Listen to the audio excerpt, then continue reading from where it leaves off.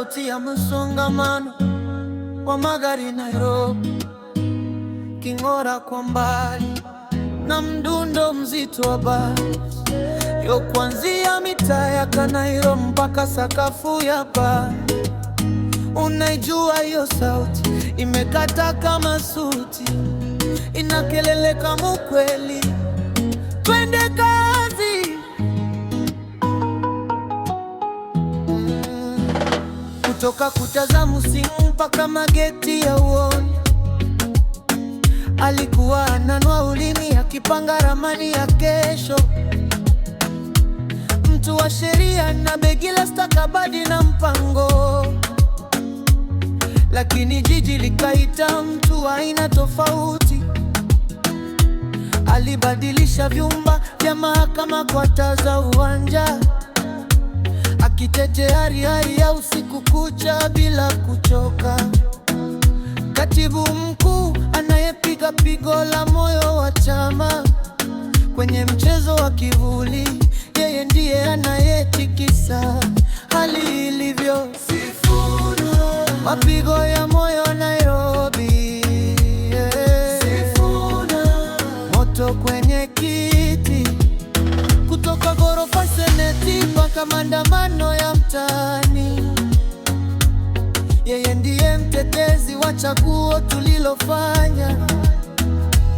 Wanajaribu kunyamazisha mngurumo, wanajaribu kusogeza goli,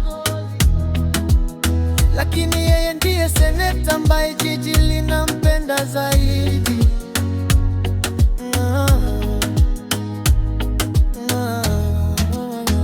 Ana mdundo renya moja kwenye hatua zake, hakuna mali padi tupu kujificha. Naibu kiongozi kwa wachache, lakini mejikufugwa kwenye vitabu vya ODM. Jina lake limechorwa vyema. Wanaongea kuhusu kung'atuliwa, wanaongea kuhusu neti, lakini Edwin bado amesimama akichunga wenye mamlaka, iwe ni mahakamani au kwenye kioo cha TV. Ulimkali zaidi ambao mji mkuu umewahi kuona. Mdundo na pungu wa kasi, besi nzito. Anasema angalia utaratibu, angalia sheria. Mtu wa kutoka Mumias akitafuta dosari, utovu wa nidhamu au ni msimamo thabiti.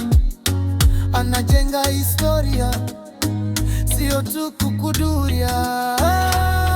Sifuna, mapigo ya moyo Nairobi, Sifuna, moto kwenye kiti, kutoka ghorofa Seneti mpaka maandamano ya mtaani. Yeye ndiye mtetezi wa chaguo tulilofanya. Wanajaribu kunyamazisha mungurumo, wanajaribu kusogeza goli, lakini yeye ndiye seneta ambaye jiji linampenda zaidi.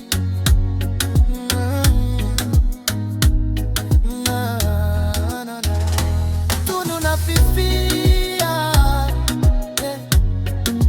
seneta wa Zeru Koroseba, soma ansar, waka moto na waka waziri Nairobi natazama.